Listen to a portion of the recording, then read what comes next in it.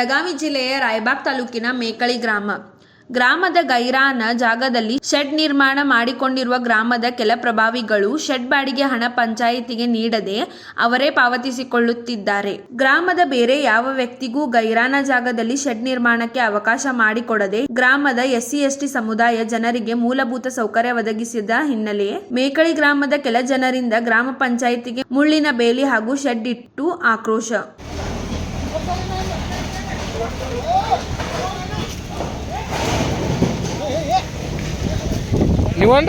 ತಾಲೂಕ್ ಪಂಚಾಯಿತಿ ಅಧಿಕಾರಿಗಳು ಸ್ಥಳಕ್ಕಾಗಮಿಸುವಂತೆ ಮೇಕಳಿ ಗ್ರಾಮಸ್ಥರ ಪಟ್ಟು. ಮೇಕಳಿ ಗ್ರಾಮಕ್ಕೆ ಭೇಟಿ ನೀಡಿದ ರಾಯಬಾಗ್ ತಾಲೂಕು ಪಂಚಾಯಿತಿ ಇಒ ಅರುಣ್ ಮಾಚಕ್ನೂರನ್ನು ತರಾಟೆಗೆ ತೆಗೆದುಕೊಂಡ ಗ್ರಾಮಸ್ಥರು. ಈ ಮೇಕಳಿ ಗ್ರಾಮ ಪಂಚಾಯತಿ ಒಳಗೆ ಸ್ವಲ್ಪ ಗೈರನ್ ಜಾಗದಾಗ ಏನು ಅಂಗಡಿಗಳು ಇಟ್ಟಾರಲ್ಲ, ಅದನ್ನ ಗೈರನ್ ಜಾಗದಾಗ ಸ್ವಲ್ಪ ತೆರವುಗೊಳಿಸೋ ಸಂಬಂಧ ಇವತ್ತು ಸ್ವಲ್ಪ ಎಲ್ಲರೂ ಮನೆಗೆ ಕೂತಿದ್ದಾರೆ. ಮತ್ತೆ ಈಗ ಕೆಲವೊಂದು SC/ST ಸಮಾಜದ ಬಗ್ಗೆ ಸಂಬಂಧಪಟ್ಟಂಗೆ ಕೆಲಸಗಳು ಆಗ್ಬೇಕಾಯ್ತು, ಬಿಲ್ಡಿಂಗ್ಗಳು ಅದ್ರ ಬಗ್ಗೆನೂ ಮನೆಗೆ ಕೊಟ್ಟಾರೆ.